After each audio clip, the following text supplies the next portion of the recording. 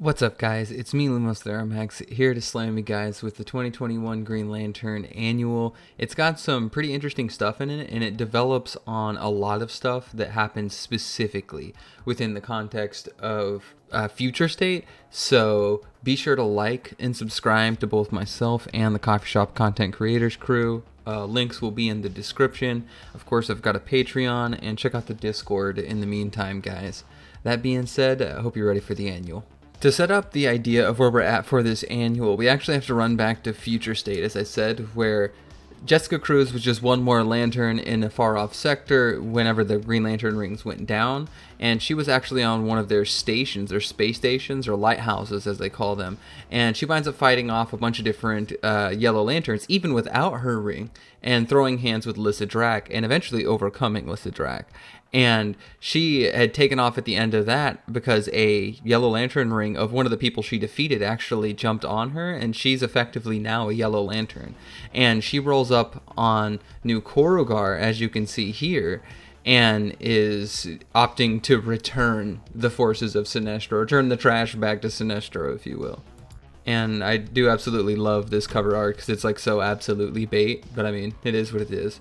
But Sinestro's just memeing out and doing his normal things, and of course, like, Jessica Cruz rolls up, being a being who's like always been crazy afraid of everything, and she just throws these dudes down and is like, yo, take your trash, man, I'm fucking wildin'.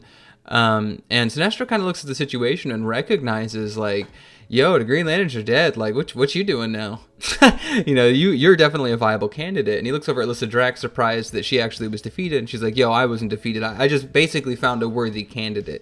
And she immediately turns on Jessica Cruz and starts going ham on her, immediately disarms her. And Sinestro is like impressed by the situation. But she was stressed as hell trying to make it here on a Yellow Lantern ring, and Jessica passes out. And she awakes in kind of this allegedly somewhat utopian society where she does at least recognize Sinestro is trying to do the right thing for the betterment of the universe, because without the Green Lanterns there is absolutely no fucking order. And it's interesting because Sinestro monologues in the background using they really go into the idea that Sinestro knows everything about you whenever you put on one of those rings, because he's literally referencing things that happened within her dreams for the first time she like comes across him, in reference to the one candle at a time, because she feels like holding a candle in the darkness is essentially like the concept of fear. She actually feels more comfortable when she blows out the candle. So Sinestro is essentially arguing his perspective here.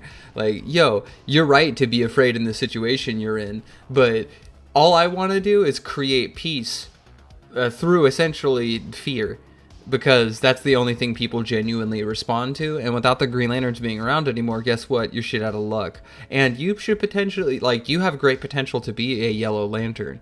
And this is kind of confirming the idea that, like, she's always been a fear-bound character, and this is, like, really driving it home that she could be one of those great Yellow Lanterns if she wants to. And Sinestro says, fine, fucko, you don't have to really accept my shit, because she's not stupid. She knows Sinestro is obviously pushing his own ends.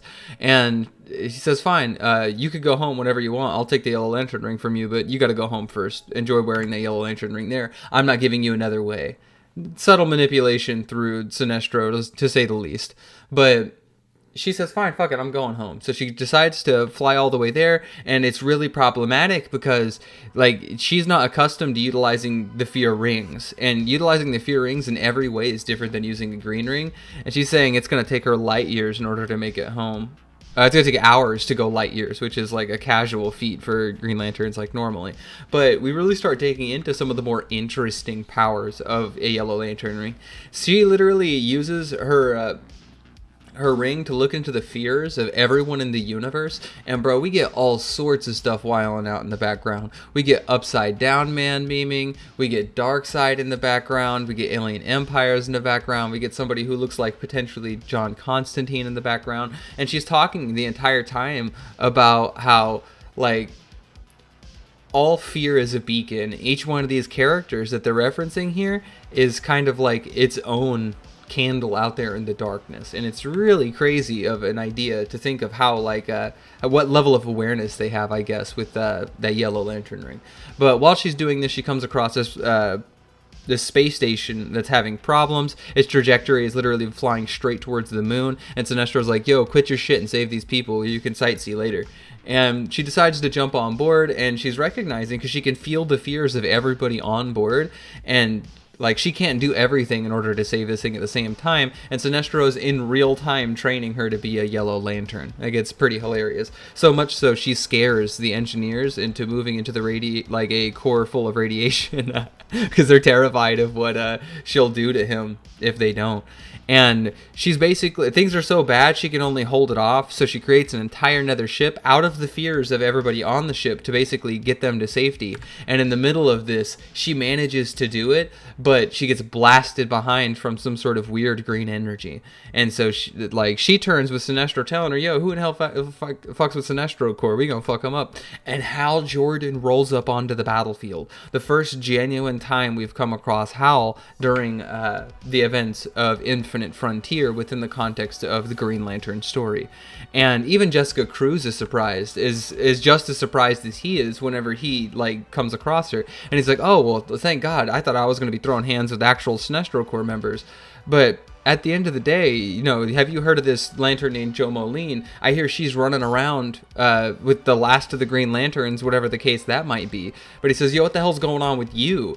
I go looking for Yellow Lanterns and I come across somebody I thought was a Green Lantern as a yellow. What the hell?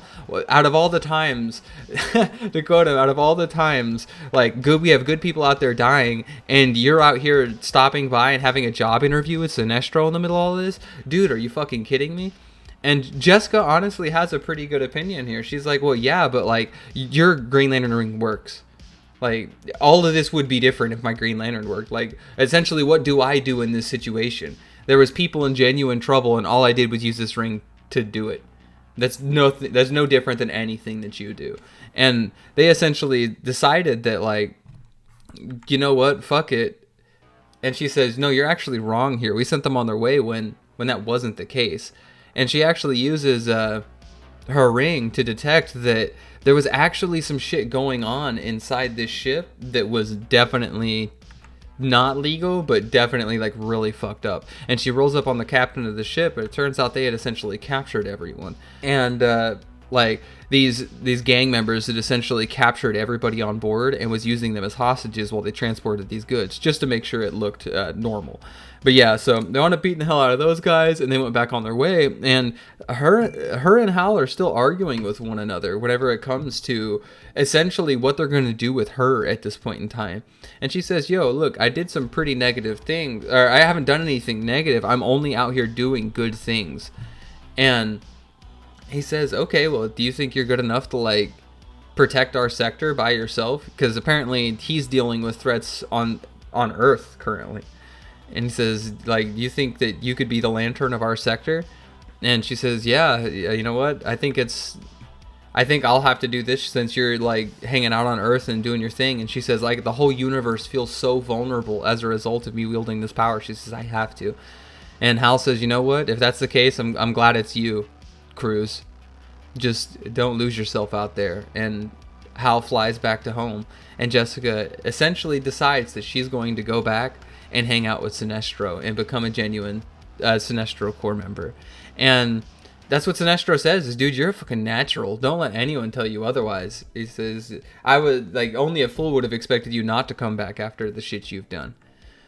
And he says, you don't have to care anything about me, but like, kill me if you ever think I'm out of line. Like, go for it. Now swear your oath. He says, oh, you don't have to swear my oath. Why don't you just swear by whatever makes you feel better? And even Lissa Drax looking at her, and she's like, yo, you're a very interesting lantern, man. You are like really, really powerful. Your story is insane. And Jessica Cruz looks up to that yellow power battery and says, yo, I feel fear more than ever. And she feeds at it. And she says, actually, you know what? You said it earlier, it's best. I'll light the universe one candle at a time. And she officially joins the Sinestro Corps, or at least a member that's wielding a Sinestro Corps ring. And she's just rolling with them from now on. We got our first introduction to Hal Jordan being in Infinite Frontier, at least in the Green Lantern franchise, so that's really cool. Not really sure what he's doing hanging out and memeing on Earth, but I'm really interested to see where they decide to go with all this stuff and to see what the fuck is keeping Hal on Earth. But more interesting, I loved Jessica Cruz as a Yellow Lantern, and I'm really interested to see how she's going to do in that crew. And to double down on the prior video I had on the Green Lantern series, she was the Yellow Lantern who rolled up and stopped Kelly Quintella. I feel more than confident on that currently. She would fit the profile of everyone, or of everything that she knew up until that moment, because she had intimate like Green Lantern knowledge and stuff like that. So that was kind of a cool way to get the answers to that. I did speculate it was her, based on Future State, but I actually didn't think they would be as direct as like literally rolling up her storyline from that. But that being said, I tell you what, guys, 50 likes and I'll roll through on the next chapter of the actual Green Lantern series. So tell me what you think on that down low. Thanks for hanging out. Tell me what you think about Yellow Lantern, Jessica Cruz. And yeah, be sure to subscribe and like and all the fun jazz down low. And I'll see you later, Lanterns.